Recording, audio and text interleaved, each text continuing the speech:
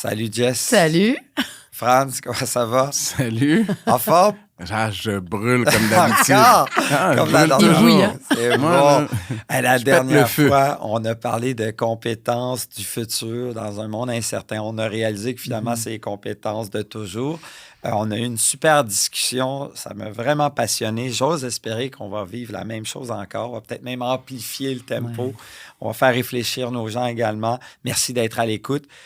On va parler dans une deuxième partie des compétences du futur, puis on va y aller avec l'esprit un peu plus soft, ce que certains appellent soft skills, ce que j'aime mieux appeler human skills ou compétences humaines.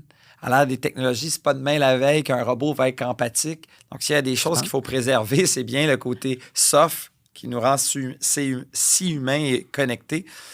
Avant de faire une entrée à la matière, comment tu peux nous présenter ça à l'aide d'un vin? En fait, les soft skills, moi j'ai appris ça avec toi, Ouais. les human skills. Et qui dit soft, souple, m'a fait penser à la pastille aromatique et souple de la SAQ. Donc, la souplesse des tanins. Je m'explique. La souplesse des tanins. Ça sonne comme la souplesse des tanins. C'est exactement ça. Ça. C'est parfait. Donc, on fait, j'aime encore mieux. En fait, dans le vin, je ne sais pas si vous êtes capable de voir, mais c'est marqué Tarapacá. On est au Chili. Et il y a un vieillissement en Ouais. fût qui est marqué le Gran Reserva. Ça peut être confondu avec la technique espagnole de Crianza, Reserva et Gran Reserva, qui s'explique en à peu près un an et demi quand c'est un Crianza de vieillissement, avant qu'il le commercialise pour nous, pour Ouais. le boit. Après ça, Reserva, c'est 3 ans. Et Gran Reserva, c'est 5 ans de vieillissement en cave Wow. chez le producteur avant qu'on puisse le boire. 5 ans? Oui. Ouais. Donc, eux, c'est 12 mois. C'est le Chili. Mais ils prennent le même nom. Il n'y a pas de législation Ouais, possible. ouais. Mais mon lien est très simple. C'est qu'on comprend qu'en Espagne, tu vas payer plus cher. Là. Un Gran Reserva, c'est vraiment, wow, c'est Ouais. cher là, tu sais, de faire vieillir un vin pendant 5 ans. Celui-ci est seulement à 17 $. Mais vu qu'il a évolué 12 mois en fût, les tanins, ce qui rend le vin un peu plus costaud et très souple, beaucoup plus facile d'approche. Donc, c'est le contact avec deux, tu sais, le liquide, le solide qui est le bois, qui donne une résultante extraordinaire. Et je trouve que pour les humains, les compétences, L'interconnexion. c'est l'interconnexion qui est intéressante. C'est malade. J'aime ça. Mes papilles sont en feu avant même de goûter. Ouais, ben justement, là, avis aux intéressés, je sens que ça va être bon. Santé. Santé. C'est un nez qui est assez particulier parce qu'ils font un, Oh. un assemblage J'aime ça. bordelais, Moi, j'aime cab, ça. merlot, carménère, mais avec la syrah pour donner le kick de poivre. Funky, hein? Il est quand même très, très bon, surtout pour un vin à 17 $. Alors, petite mise en bouche. On va parler de résilience, d'empathie. On va parler de quotient expérientiel, quelque chose que j'ai de la misère à prononcer. Donc, dans un monde en évolution rapide, certaines compétences sont de plus en plus valorisées et essentielles pour s'adapter, dans un futur des plus rapides. Ces compétences sont essentielles car elles permettent aux individus de s'adapter aux changements, d'innover, de collaborer efficacement, de résoudre des problèmes complexes, de saisir des opportunités, de rester pertinent et de contribuer de manière significative à la société. On va parler d'un thème extrêmement passionnant, de plusieurs thèmes. Probablement qu'on va faire des interconnexions. On va commencer avec un thème que j'ai découvert par des chercheurs d'un laboratoire où ils ont, pendant des années, vous savez, on a parlé de quotient intellectuel. Vous avez peut-être même déjà fait votre test. Moi, je ne l'ai jamais fait, mais on parle de quotient émotionnel. Depuis des années, on parle même de quotient culturel. Mais il y a un nouveau quotient qui est devenu de plus en plus populaire, le quotient expérientiel. On apprendrait beaucoup plus chez un individu lors d'une embauche, par exemple, si on poserait la question, Franz, quelles sont tes expériences les plus significatives et surtout, qu'est-ce que tu as appris à travers chacune de ces expériences-là? C'est d'élever nos expériences à un apprentissage. C'est de s'arrêter sachant que ce n'est pas par les expériences qu'on apprend, mais en s'arrêtant et en réfléchissant sur nos expériences. Le quotient expérientiel vient de là. Je pose la question à tous les gens qui nous écoutent. Quelles sont vos 2-3 expériences les plus significatives et surtout, qu'avez-vous appris d'entre elles? Je vous pose la question, je commence avec Franz. Pourquoi ce quotient est de plus en plus populaire et pourquoi c'est si important? Mais il y a tellement de choses qui me viennent en tête, mais je vais revenir à la présentation de Jess tout à l'heure. Qu'est-ce que j'ai dit avant même de goûter? Mes papilles sont en feu. Donc, l'expérience qu'elle venait de me faire vivre, j'étais au Chili, je me voyais, j'étais en Espagne, je m'imaginais le processus de vieillissement. Donc, elle m'a fait vivre une expérience. Et toi, tu m'en fais vivre une, là. Ouais. Et là, C'est vrai. moi, j'étais vendu sur le vin juste avec l'expérience. Et Que Jess possède, qu'elle t'a transmis. qu'elle m'a transmis. Ouais.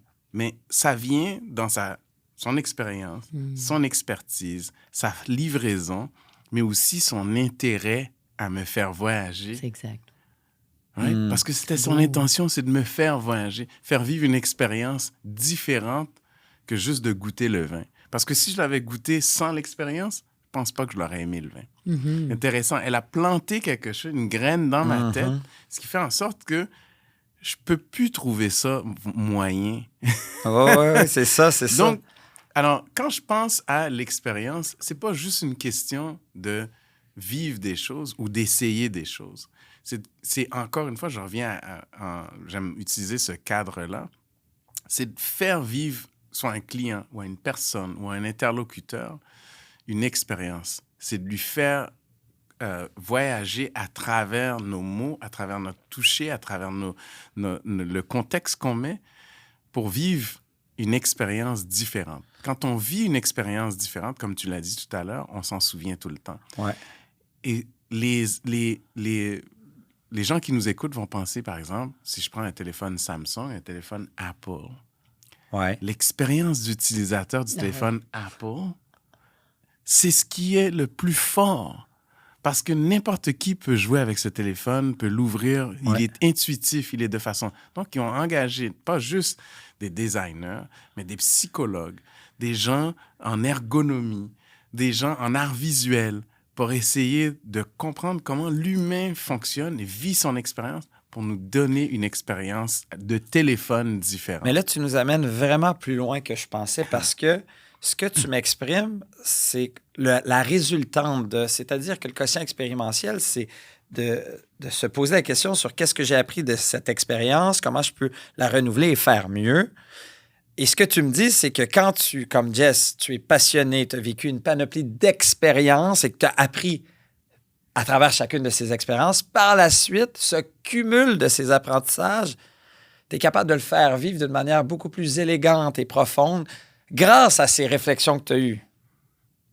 Est-ce que c'est... 100%. C'est comme... Mais aussi dans un contexte d'affaires, c'est qu'il faut faire vivre une expérience unique à ton client ou à ta cliente. C'est ça. Mais qui est issue de tes historiques dans lesquels tu as appris mais aussi sans arrêt. tes valeurs d'entreprise, Ouais. tes valeurs d'humain. Quand tu rentres chez Walmart, l'expérience est bien différente que quand tu rentres chez Holt Renfrew. Vraiment? Non, mais c'est ça. Donc, quand tu rentres chez Walmart, c'est aide-toi, puis le ciel t'aidera. Puis, tu sais, c'est pas cher, puis low cost every day. Quand tu rentres chez Holt Renfrew, tu as trop de services. Moi, je me sens attaqué. Donc, mon expérience chez Holt, je me sens agressé, c'est fatigant. Laisse-moi faire. Je peux-tu voir un peu avant que tu me parles? Donc, mais c'est une expérience que les gens qui sont riches, qui ont tout le temps habitué à avoir des services, ben eux, ils veulent pas prendre le temps d'explorer. Alors, c'est pas fait pour moi. Donc, l'expérience, tu sais, si on regarde marketing, là, on évolue. Aujourd'hui, sur le web, on veut garder ton attention le plus longtemps possible. Dans 5 ans, dans 10 ans, c'est pas ça qui va être important. C'est de te faire vivre un moment privilégié, unique, différent que personne d'autre que toi va vivre. Un peu comme l'art, machin, là, comme on l'appelle, là, celui digital. Là. T'achètes des tableaux, t'es le seul à le posséder en virtuel. Ah oui. Oui. Comment t'appelles ça? Je me souviens plus. Bref, mais c'est ça. Ces nouvelles tendances, oui. expérience unique. Voilà. Et il y a juste toi qui peux la vivre. Voilà. Quand tu l'as vécu, il n'existe plus, genre. C'est de plus en plus, on s'en va vers ça. Et ça devient très important de comprendre ça. Parce que l'humain, on est bombardé de partout. Là, on veut vivre une expérience. Puis, je reviens encore à tout à l'heure, pour nos auditeurs qui nous écoutent, si vous avez l'opportunité de retourner au début puis d'écouter Jess, vous allez la vivre, cette expérience-là. Vous allez voyager. Si vous fermez les yeux, vous écoutez juste sa voix, ben vous allez vivre une expérience unique, puis vous n'allez pas voir le vin de la même façon. Très bon point. C'est- Jess, d'ailleurs, je reviens beau. quand même à mon préambule. Pour faire vivre une expérience digne de ce nom à nos clients, collègues et gens ne sais trop quoi, il faut quand même avoir cumulé beaucoup d'expériences et d'avoir beaucoup Totalement. appris de chacune des expériences. Donc, c'est une résultante de faire vivre cette expérience unique, élégante. Fait que, de ton côté, quotient expérientiel. Expérientiel. Expérientiel. En fait, l'expérience ultime, j'étais assez jeune, je voulais faire un MBA à 25 ans, puis ils m'ont dit de revenir dans 10 ans. Donc, c'était la première fois de ma vie que je venais terminer mon bac. J'avais un peu de sous de mes côtés pour aller justement continuer mes études et je les ai pris pour voyager, tout simplement. Donc, avec mon conjoint, on a fait 25 pays et territoires en une seule année. Wow. C'est la meilleure expérience de ma vie, je vais vous dire pourquoi.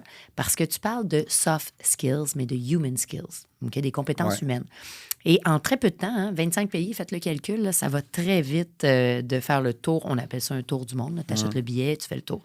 C'est tellement l'expérience la plus enrichante, mais la plus difficile que j'ai faite, à plusieurs égards. Aux égards du danger. Nous, on est ici protégés, ça va bien. J'ai failli perdre ma vie, moi.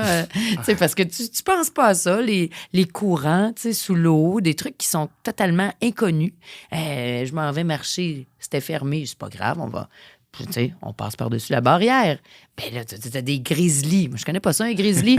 Donc, tu sais, c'est des choses comme ça. Puis après ça, avec des humains, ça disait, on s'en allait du Japon en Chine, puis j'ouvre le journal dans l'avion, m'en allant en Chine. Ça dit, ne pas aller en Chine, c'est le jour de l'an chinois. Ça va être complètement fou. Écoute, les gens passaient par les petits trous du train pour sortir du train. C'était l'apocalypse. Comment je faisais pour rentrer? Il fallait que je dessine en mandarin pour essayer d'avoir un billet. Fait que vous comprenez que dans l'expérience, c'est des essais, c'est des erreurs. T'as pas le goût de retourner mettre ta vie en danger, fait que tu fais attention. Mais ce que j'ai retenu, c'est le langage. En alchimie, on appelle ça le langage des oiseaux. Mais plus simplement, tout le monde parle le même langage. On se regarde, on s'écoute, on se comprend avec nos yeux puis nos mains. Donc maintenant, j'ai plus jamais la barrière à l'entrée que je peux pas me faire comprendre. Je vais trouver une façon de me faire comprendre.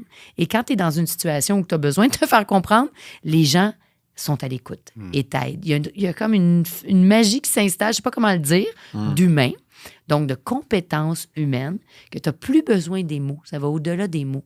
Et ça, c'est très sécurisant parce que dans mon parcours, moi, je fais encore le tour du monde toujours je pars à tous les mois à travers les 4 coins du monde.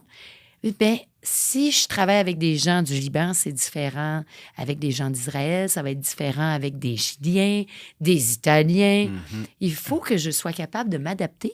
J'ai pas besoin... Moi, je dis toujours, c'est la culture du vin qui nous rallie. Oui, c'est ça. Par L'expérience commune. Exactement. Par contre, je suis très flexible et ouverte. Donc, c'est ça une expérience parce que tu peux pas tout... Tu sais, je peux pas parler toutes les langues du monde. C'est pas possible. Ça, c'est vrai. Par contre, je peux être ouverte, qu'est-ce que tu disais tout à l'heure, puis beaucoup d'humilité et d'être très créative dans la façon d'échanger avec les autres. Fait que je pense que les expériences, c'est d'apprendre de ses erreurs, c'est de tester, mais aussi de retenir. On dirait très souvent qu'on ne retient pas ce qu'on a appris. Tu nous as Et amené départager. ailleurs comme Franz.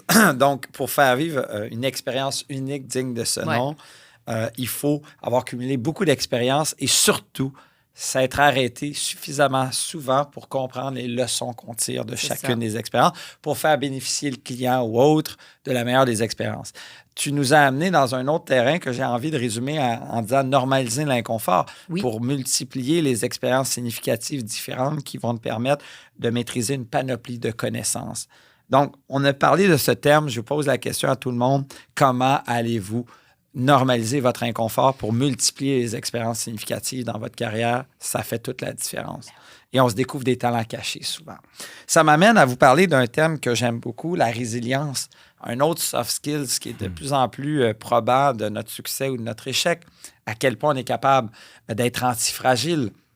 À quel point on est capable, peut-être pas, j'aime pas le mot rebondir, mais antifragile dans le sens que je suis élastique, je suis flexible, puis je suis capable de me redresser. Gumby. Ouais, genre. T'es pas rigide, donc, hein? Non, mais la résilience, savez-vous c'est quoi le moteur de la résilience chez les enfants? Le bonbon qui arrive après. Le moteur le plus important, selon vous.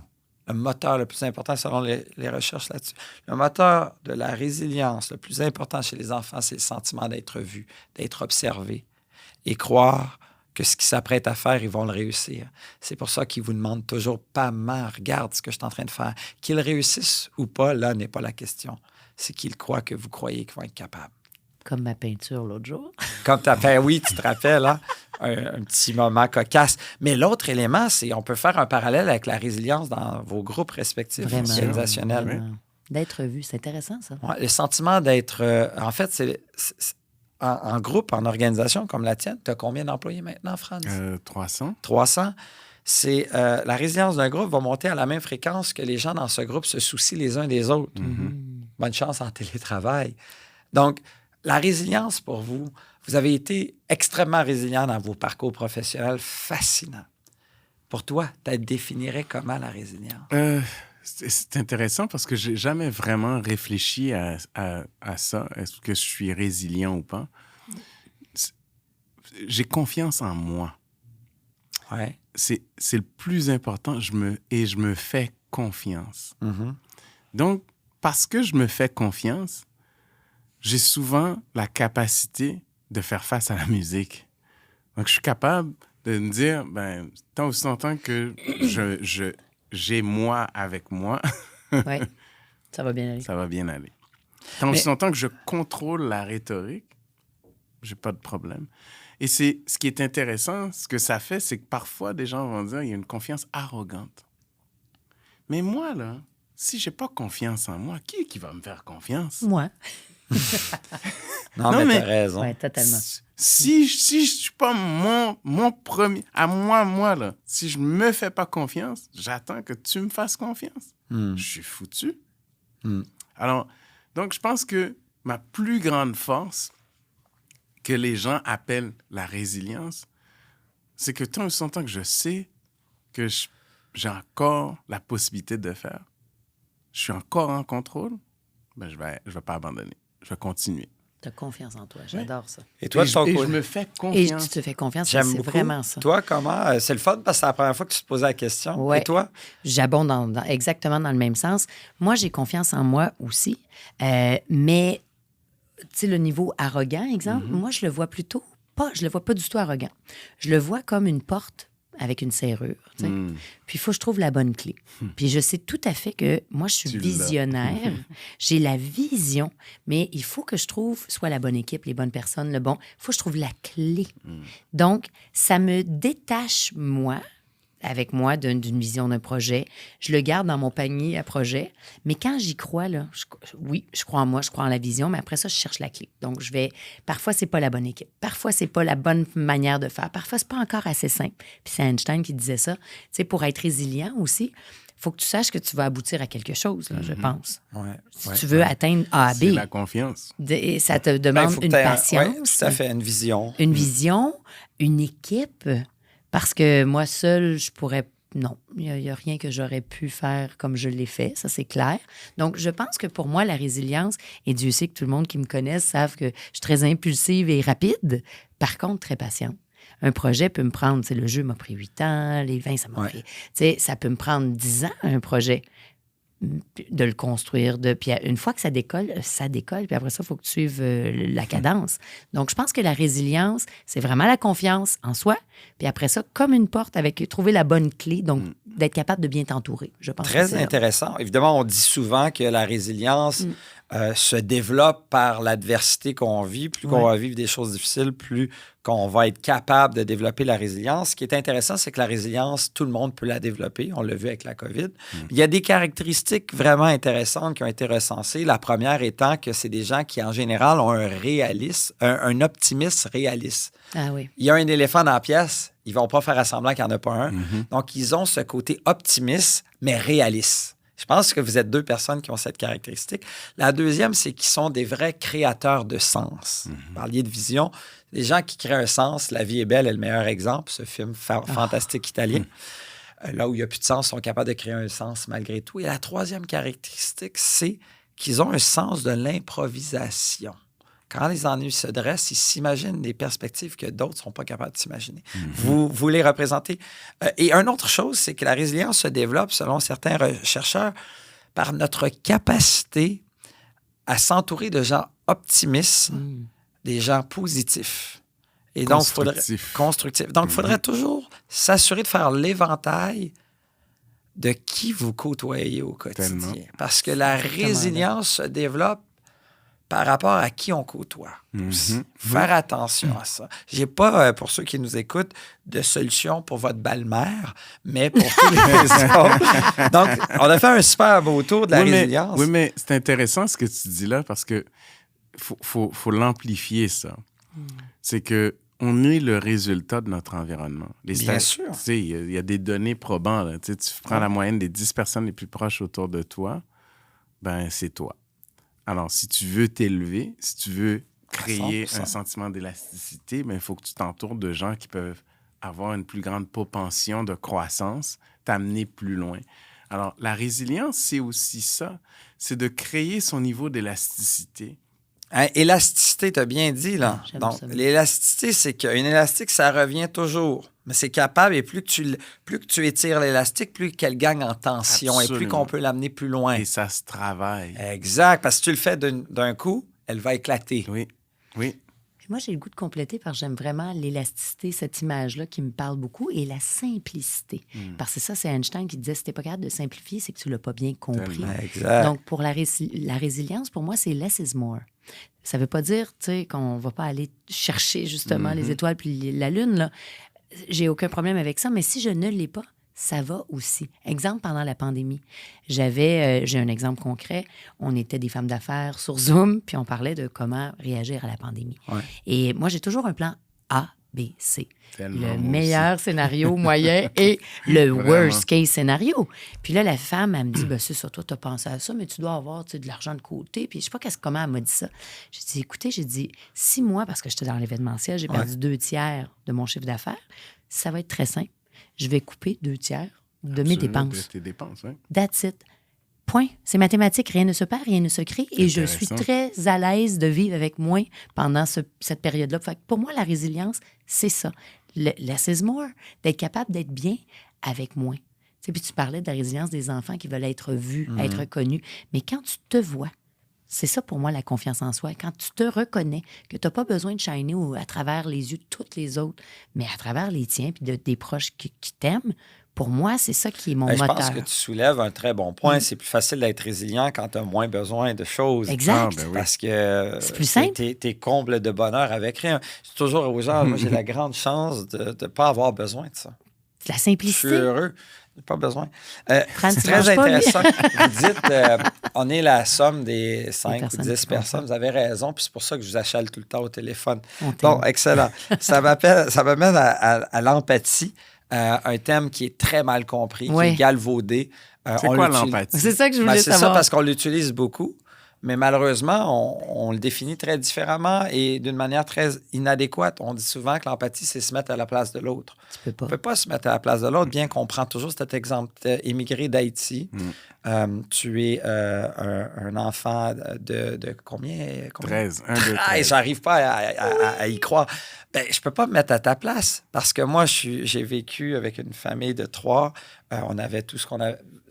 Je peux pas me mettre à ta place, tout simplement. Mais je peux connecter. La vraie définition que les chercheurs ont démontrée de manière adéquate, c'est connecter émotionnellement avec l'expérience de l'autre. Parce que chaque être humain va vivre toutes les émotions.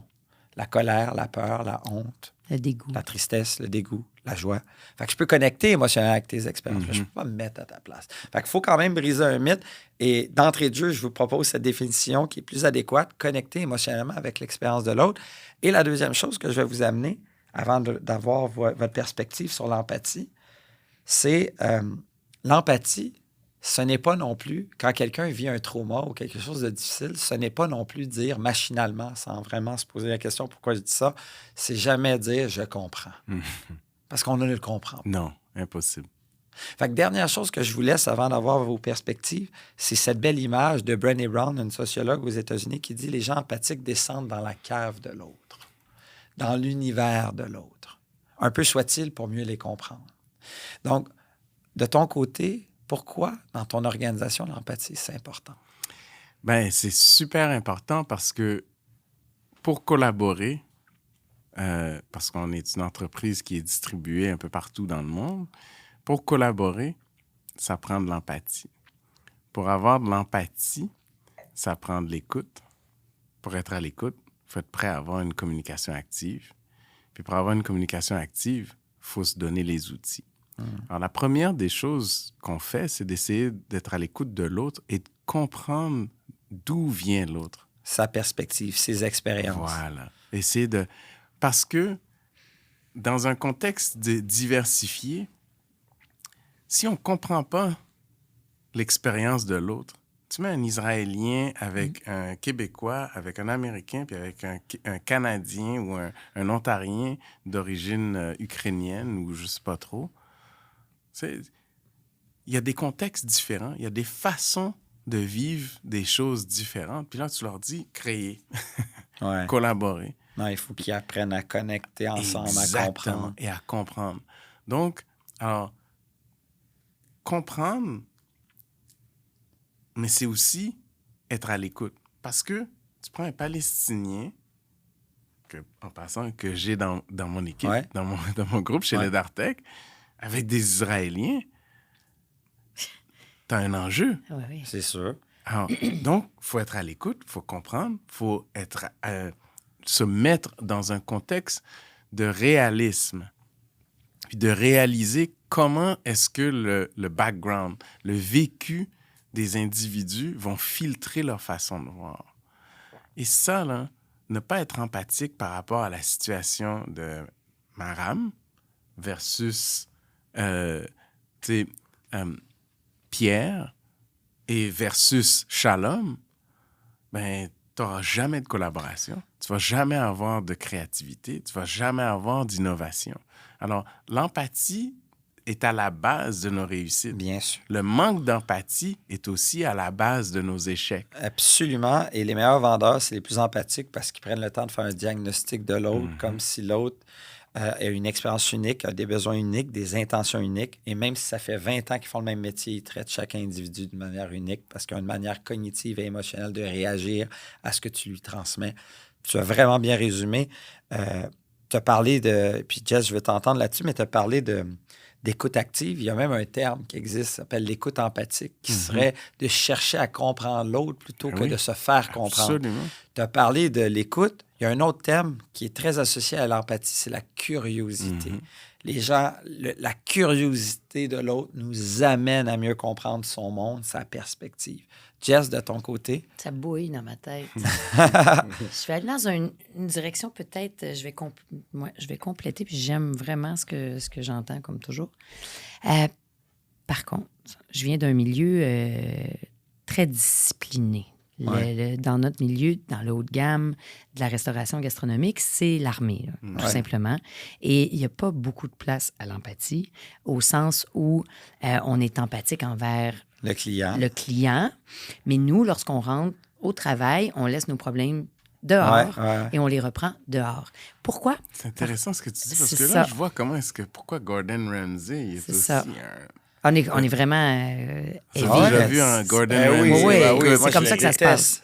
Mais il est différent. Je l'ai vu, moi, en vrai. Il était tout gêné, là. Ah ouais? Mon grand ami travaille avec Gordon, puis c'est une structure et il n'y a pas place à quelqu'un qui rentre, puis que là, ça va pas parce que là, ça m'a... Tu sais, il n'y a pas place à ça dans notre milieu.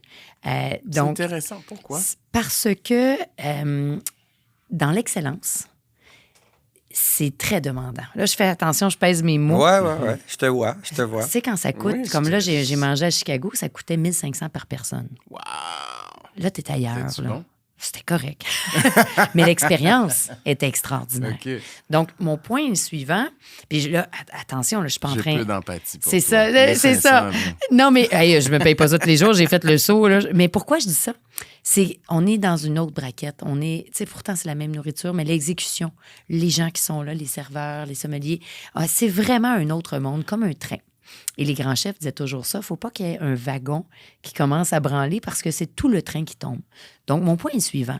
Certes, l'empathie est extrêmement importante, mais ce que je remarque en ce jour-là, c'est que là, mais là, il faut que tu m'écoutes. Là. Tu sais, moi, là, je suis rendue, je suis un tel, là, tu sais, j'ai tel... Là, on écoute tellement tout le monde que le travail ne se fait plus. J'aime ça. Et ça me tanne. Donc, je me permets de le dire. Je pense qu'il y a un temps, si on va prendre une bière ensemble, tu sais, d'être empathique, là, tu me parles, il y a un temps. Mais je l'entends sur les heures. Et moi, je n'ai aucun employé, contrairement à toi, mais je travaille avec des centaines et des centaines d'employés. Donc, je remarque, puis j'adore les gens, en passant. Et j'ai beaucoup d'empathie. Ouais. Et j'écoute. Mais quand quelqu'un me revient, puis exemple, me dit, mais tu comprends, moi, si je suis anxieux, là, je peux pas faire ça. Oh boy. Comment tu réagirais, toi?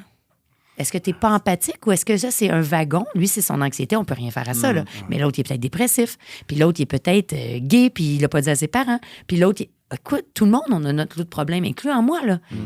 Donc, comment gérer le wagon de chacun en restant empathique, mais efficace? C'est là que Il y je a m'en vais. deux nuances dans ce que tu apportes que j'aime beaucoup parce qu'on dit souvent que l'empathie, première chose, ça a une capacité limitée par jour, un peu comme une batterie de téléphone. Il faut moduler notre empathie.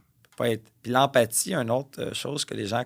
C'est un mythe, c'est que l'empathie, ça ne prend pas tant de temps. C'est la qualité de la question, la qualité de la curiosité que tu as envers l'autre, mais ça ne prend pas tant de temps que ça. C'est un mythe de penser que l'empathie, c'est lourd et fastidieux. Non, mais Benoît, elle dit quelque chose Oui. pour moi là, qui résonne.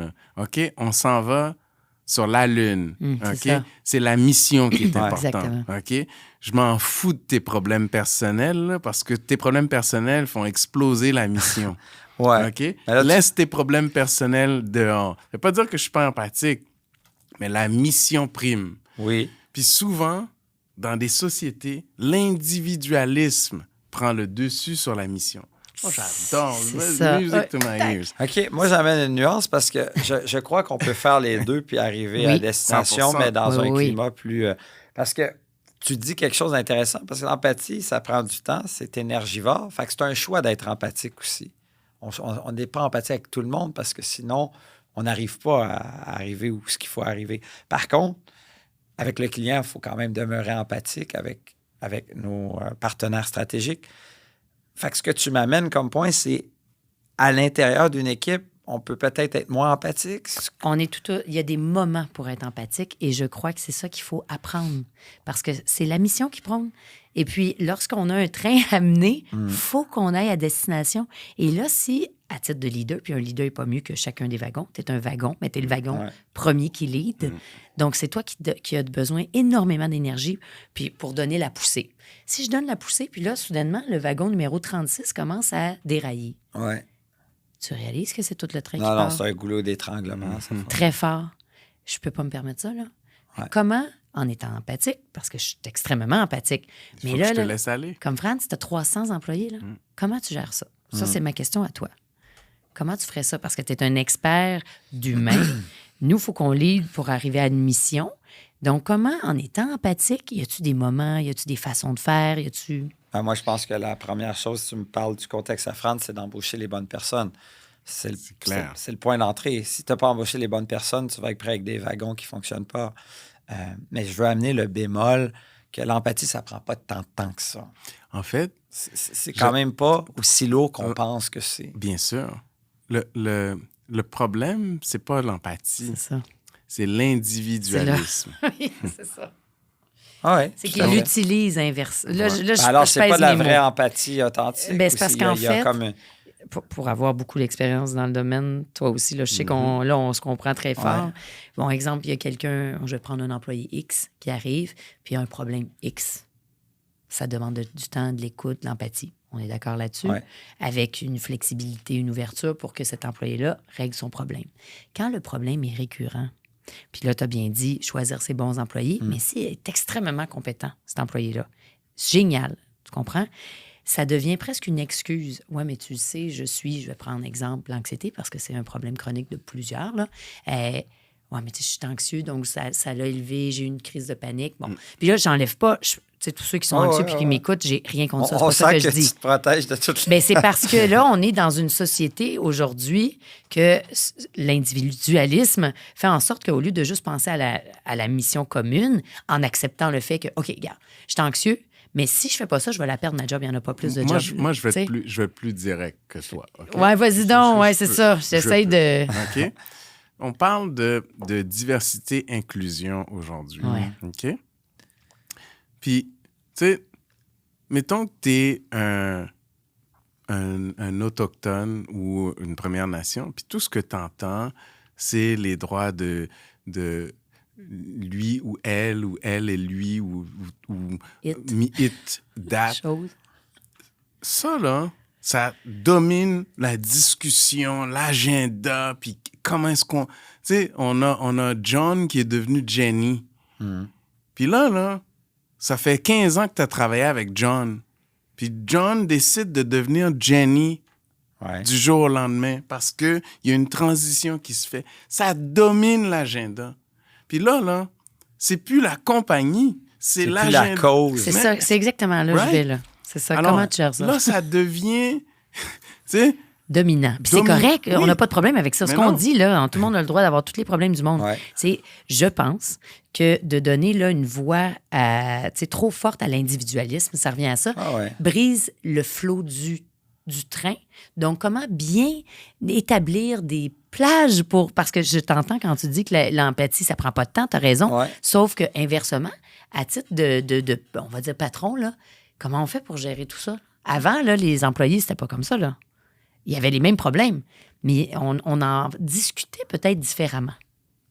Et aujourd'hui, ça devient encore plus important de reconnaître ça. Parce qu'on est dans l'ère que tout le monde a des droits, puis les droits sont amplifiés, puis on rajoute des niveaux de complexité qu'on n'avait pas avant. Tu sais, tout le mouvement MeToo, ça rajoute... Il y a un envers du MeToo. Moi, si je fais un compliment en public à Jess, il faut que je fasse attention. Si je fais un compliment en privé à Jess, il faut que je fasse attention parce que c'est-tu mal vu? C'est-tu mal perçu? Est-ce que j'ai été trop loin? Tu sais, il y a toujours un débordement. C'était vraiment super, mais tu sais... non, mais écoutez, vous amenez des nuances vraiment intéressantes. C'est une réalité. Alors, ils sont importants. Il y a toujours l'envers de la chose. Mais il y a un terme qui va peut-être vous plaire davantage qui s'appelle l'empathie collective. Et l'empathie collective, c'est cette idée qu'il y a une cause. Ça arrive souvent, l'empathie collective, quand il y a un problème commun pour un groupe. Vous vous rappelez en Italie les violonistes qui se sont improvisés dans les balcons lors de la COVID? C'est beau. L'empathie collective de faire vivre un moment un peu émotionnellement positif aux gens quand ils souffraient. Donc, l'empathie collective survient quand il y a une cause plus forte que l'individu, qui est plus forte dans sa collectivité, et les gens vont se rassembler dans une empathie collective pour aider cette cause. Right, c'est ça. Et donc, je pense que c'est plus là-dedans que l'organisation devrait se diriger, quand on parle d'empathie, d'une empathie collective dans une cause commune. Oui. Et pour être plus tissés serrés les uns des autres. Mais aussi, il y a aussi l'enjeu de victimisation. C'est ça. On dirait qu'on est connectés, là. C'est le mot que... C'est le côté victimisation qui est difficile à gérer parfois. Mm-hmm. Et ça, c'est très compliqué. Je vais te prendre un autre exemple. Tu sais. Il y a des Noirs qui voient du racisme partout. Mm-hmm. Ils confondent discrimination et racisme. Parce que discrimination, c'est un filtre. Racisme, c'est une action... concrète, consciente. Oui. Tu sais, mais la discrimination, ça peut être juste, tu sais, parce que... Inconscient, puis ça a été fait comme ça. Des biais, puis ainsi de suite. Fait on confond. Là, moi, je vois du racisme partout. Je suis dans un environnement de travail où est-ce que c'est très dur, la construction, ou un environnement syndicalisé où est-ce qu'on ne prend pas de prisonniers. Là, il y a de la discrimination réelle parce que, tu sais, c'est le contremaître, t'as une règle de la façon. Là, t'appliques, c'est l'ancienneté. Là, t'as pas la job, mais t'es le meilleur. Puis tout le monde sait que t'es le meilleur, mais c'est l'ancienneté qui prime. C'est du racisme. Ça crée un environnement toxique Parce que là, c'est de la victimisation. Fait que là, fait que tout ce que vous me racontez... J'aime beaucoup. Oui, j'aime beaucoup vos points. Ça me fait réfléchir, mais il en demeure pas moins que l'empathie, pour, par exemple, les vendeurs, ça a bien été dénoté que c'est leur plus grande compétence pour être les plus performants parce qu'ils sont capables de remettre à zéro les compteurs quand ils rencontrent un nouveau client, sachant que ce client-là a une manière cognitive de réfléchir. Donc, l'empathie, c'est pas juste non plus de se soucier les uns des autres, c'est aussi de mieux comprendre comment répondre à tous et chacun. C'est une force. C'est un diagnostic de l'état des lieux de comment je peux mieux répondre à cette personne pour la personne. Voilà. Un autre mythe qui est vraiment bien installé avec l'empathie, ça serait de dire traitons les autres comme on voudrait être traités. Toujours. Je comprends l'idée derrière cette citation, mais amenons une nuance très forte. Pourquoi pas traiter les autres comme ils veulent être traités dans leur subtilité à eux? Intéressant. Parce que ça nous amène plus loin dans une profondeur qui démontre que toi, tu as 2 enfants. J'en ai 3. Excuse, t'en as 3, toi. Moi, j'en ai 2. Il y en a oublié un. T'en as 3, mais t'as-tu remarqué que tu leur donnes pas la même éducation puis qu'ils vont fleurir dans des trajectoires absolument différentes? C'est une belle démonstration de à quel point chacun va fleurir différemment. C'est une question. Est-ce qu'il y a des tests qui ont été faits lorsque tu as une grande entreprise ou petite entreprise? Moi, je fais des tests en ce moment. Ouais. Quand je commence un meeting maintenant, je m'accorde 30 minutes d'écoute. Donc, pour savoir qu'est-ce que les gens vivent, comment ça se passe, j'écoute. Puis là, je me mets une alarme. Une alarme qui sonne. Un timer. Je mets un timer. Puis quand ça sonne, je dis, c'est bon, tout le monde a fait le tour. Donc là, il y a eu de l'évacuation. Wow. Puis là, on tu sais, pouf, on tombe dans le focus. C'est ce que je suis en train de faire. Ça semble fonctionner. Comment on fait pour avoir de l'empathie dans une très grande organisation quand tu es un chef d'entreprise? Ben, c'est la même chose, c'est juste que ça se fait entre unités d'affaires. Chaque unité d'affaires va... Y a-t-il un temps accordé? Ben, je sais pas, je pense pas qu'il y a un temps accordé, puis c'est peut-être même pas 30 minutes, c'est d'avoir une discussion significative, une question profondément humaine au lieu de parler. Vous savez ce qui arrive quand on a un inconnu à notre droite ou à notre gauche? De quel sujet on va parler machinalement, selon vous? Quand on a un inconnu? Moi, c'est de vin, là. Oui, oui. Mais quand tu as un inconnu, tu connais pas, il te connaît pas. Température. Merci. Il fait beau, hein? Ouais, il fait beau. Il fait beau. On parle très rarement de quelque chose de profondément humain. Mm-hmm. Et c'est ce qu'on devrait faire. Une question profondément humaine amène une connexion presque aussitôt avec un inconnu et avec des gens qu'on connaît. La science a bien démontré ça. Tu vois, ça, Donc, juste d'avoir une discussion, une question de team building en entrée de jeu. Hey, si vous aviez une boule de cristal et que cette boule-là pouvait vous dire n'importe quoi sur votre vie, sur tout ce que vous voulez, et vous aviez une seule question à y poser, laquelle vous lui poseriez? Question absolument hors contexte, mais que tout le monde va partager quelque chose de différemment. Et ça crée une connexion. Mais Vous voyez ce que je veux dire? Moi, là, honnêtement, c'est là que culture et valeurs prennent leur sens. OK? Parce que l'erreur qu'on fait, c'est que quand les entreprises ont une croissance, on ne définit pas clairement les valeurs d'entreprise. Et ce ne sont pas les valeurs des individus, mais les valeurs de l'entreprise. Tu y adhères ou tu y adhères pas. Tu les incarnes ou pas? Ou pas. Et là, des valeurs vont découler une culture d'entreprise. Oui. Qui va se vivre. Qui va se vivre au jour le jour. Mais d'abord et avant tout, ça commence par les valeurs. Totalement. C'est pas la mission, la vision. Ce sont les valeurs. Ouais. C'est lesquelles qu'on y adhère. Puis c'est quoi les 5... Oui, mais attention avec ce que tu dis, j'amène un bémol, parce que si tu détermines, par exemple, des valeurs et que tu n'embauches pas des gens qui sont alignés avec ces valeurs-là, c'est foutu. On est d'accord. Mais d'abord, tu commences avec tes valeurs. Et là, les gens qui vont rentrer dans cette entreprise-là, ben, il faut qu'ils adhèrent à ces valeurs-là. Exact. S'ils n'adhèrent pas à ces valeurs-là, là, ça ne marche pas. Alors, donc, souvent, les gens vont recruter en fonction de leur... Compétences techniques. Non, de leur perception personnelle versus les valeurs de l'entreprise. Hein? Donc, par exemple, tu dis, tu sais, on parle de vin bio. Donc, les valeurs du producteur, c'est bio. Tu amènes des employés qui ne croient pas, qui n'adhèrent pas, ou qui n'ont pas cette conscience de bio, puis qui ne comprennent pas ce que ça veut dire. Ça risque de ne pas fonctionner. Alors, donc, par exemple, on dit qu'on crée, par exemple, une des valeurs de l'Edartech, c'est qu'on crée des relations gagnant-gagnant. Ça veut dire, gagnant-gagnant, ça veut dire des fois d'accepter de perdre pour que tu gagnes. Ça aussi. Ou que les deux gagnent. c'est très rare. Dans la business, il faut être capable d'en donner pour gagner. Ouais, mais si t'en donnes, l'autre en reçoit.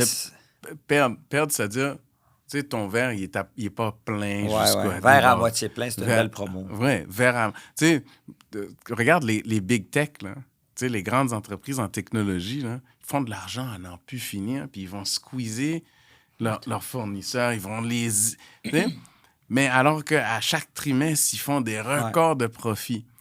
Donc, c'est pas des relations gagnant-gagnant, parce qu'ils veulent pas abaisser leurs profits pour s'assurer que leurs fournisseurs, ils font des profits. Et essentiellement, ce qui arrive quand tu fais affaire avec un Apple, et tu le sais, c'est les valeurs d'Apple, ils vont voler ta propriété intellectuelle, ils vont t'absorber, ou sinon, ils vont absorber tes compétences, tes valeurs, puis après ça, ils vont créer eux-mêmes. Ils vont le faire à l'interne parce qu'ils ont les ressources illimitées. Du moment que ça devient important, il faut que tu saches ça. Alors, donc, les relations que tu as avec tes employés doivent être directement liées aux valeurs de l'entreprise. Sans ça, t'as beau avoir de l'empathie, t'as beau avoir... Fait qu'il faut que ça soit aligné. Ça revient à ce que je vous disais tantôt, d'embaucher les bonnes personnes. Totalement. Aligné, puis là, tu m'amènes valeur. Là, le temps a filé. L'autre thème, on l'abordera dans une autre émission. Tant mieux. Je ne m'attendais pas à ce qu'on amène autant de nuances à l'empathie. J'en suis ravi. D'ailleurs, un article de Harvard qui est sorti qui disait que les leaders les plus inspirants, ils connect with empathy and they lead with compassion. Puis la compassion, c'est quoi? C'est des actions concrètes pour aider la personne dans ta connexion empathique. Tu as fait un diagnostic, c'est ça qu'il a besoin. Puis la compassion, c'est des actions concrètes pour l'aider à devenir autonome. C'est ça. Les leaders les plus inspirants, ils connectent avec empathie pour comprendre la personne, ses points de vigilance, ses forces, et ils arrivent avec des actions concrètes par eux-mêmes ou à l'aide de d'autres personnes pour les aider à se rendre autonomes le plus vite possible. Vous voyez? Donc, c'était intéressant ce que vous m'amenez. C'est très aligné. Les leaders les plus inspirants, c'est pas les plus empathiques, c'est ceux qui comprennent la perspective de l'autre et après arrivent avec des actions concrètes. J'adore l'autonomie. Cette semaine, la semaine dernière, j'étais en Israël. Tu pourrais m'amener une fois de temps en temps. Oui, Tel Aviv. Puis c'était pour une raison principale, c'est pour faire une mise à pied. Ouais.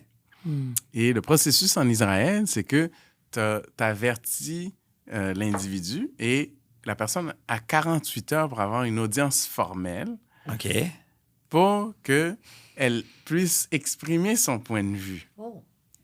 Et amener des éléments nouveaux qui pourraient potentiellement, avant que la décision finale soit faite. Donc, ce hearing ou cette entrevue ou cette audience, elle se fait avec RH, des fois avec Légal, puis avec le gestionnaire qui fait la mise à pied et l'employé. Donc là, ça a été fait jeudi, donc 48 heures. Il m'a demandé d'avoir le week-end pour réfléchir. Puis on s'est reparlé lundi. Lundi, je l'ai signifié formellement qu'il a 48 heures pour faire sa demande d'audience. Et il a fait sa demande. Et moi, je lui ai envoyé une lettre avec les raisons pour lesquelles c'est plus le bon leader et qu'il faut faire une transition. Durant la conversation, lui, il a amené ses points, mais aucun fait. C'est juste ses opinions. Et c'est intéressant ce que tu disais. Moi, j'ai de l'empathie pour lui. Parce qu'effectivement, c'est très difficile de se faire mettre à pied, surtout quand on est un leader. Mais d'un autre côté, j'ai aussi la compassion. Parce que, tu sais, veux pas, c'est un sentiment qui est très, très difficile à vivre, tu sais, ce détachement-là quand t'es pas prêt. Mais dans les faits, il n'a amené aucun événement nouveau pour me faire réfléchir différemment. C'est 3 arguments. Les 3. Ouais, ce que tu parlais de fait. Ouais. Donc, aucun événement qui pourrait dire, tout ce qu'il était, c'était « sans moi, ça va pas marcher. Moi. Moi, je pense que si. Moi, la compagnie, c'est moi. » Ah, c'était pas... Alors, finalement, tout ce qu'il a fait, c'est me donner encore plus raison. Ah ouais. Parce qu'il n'y avait pas de fait, il n'y avait pas de... Oui, mais surtout aussi, c'est le réflexe. C'est individualisé. Donc, il s'est senti victime. Et parce qu'il est victime, les autres employés vont trouver ça difficile. Ils vont pas vouloir travailler pour un leader qui est à l'extérieur. Donc, c'est du moi, moi, moi. Et c'est plus les valeurs de l'entreprise qui priment. Ben, ça te confirme que ça a été la bonne décision à prendre. Je vais te surprendre avec une question, J'adore. Jess, parce que le temps file. T'es-tu prête? Toujours. C'est une question vraiment non préparée. Si tu devais résumer, parce que là, on a parlé de quotient expérientiel, on a eu bien du fun avec ça, la résilience, on en a parlé. On est quand même en commun accord. Et là, on est embarqué dans l'empathie, puis on est parti dans plein de nuances que j'ai beaucoup appréciées. Si tu devais choisir une bouteille de vin pour parler d'empathie, ça serait quoi? Laquelle, puis pourquoi? Une bouteille d'eau. Ah! Je prendrais pas de vin. Je prendrais parce que c'est pur. Sérénité. Oui, puis Wow. on est composé d'eau. Wow! Donc, j'irais avec l'eau parce que pour moi, l'empathie, c'est pur. Et puis, peu importe la culture, nos valeurs, il faut, raison. ça va des deux côtés. Donc, La compréhension de l'autre. C'est ça. Ta perspective est aussi vraie que la mienne. Exact. C'est juste que nos expériences sont différentes. C'est ça. Nos réalités sont différentes. Oui. J'adore. Ouais, Hey, mais tu m'as surpris. après l'eau, là. Non, mais j'ai adoré sa réponse. Après Jésus, c'est Jessie. Fait que je vais changer l'eau en vin. Puis j'adore. en fonction de ce que vous avez envie de boire. Je ne Non, boirai mais jamais une seule honnêtement, chose. j'aime. Il n'y a rien de plus simple. Ouais. Y a rien. J'adore. Merci encore pour ce super Merci. moment. Merci à vous. Merci à vous tous qui nous écoutent. À bientôt. À bientôt.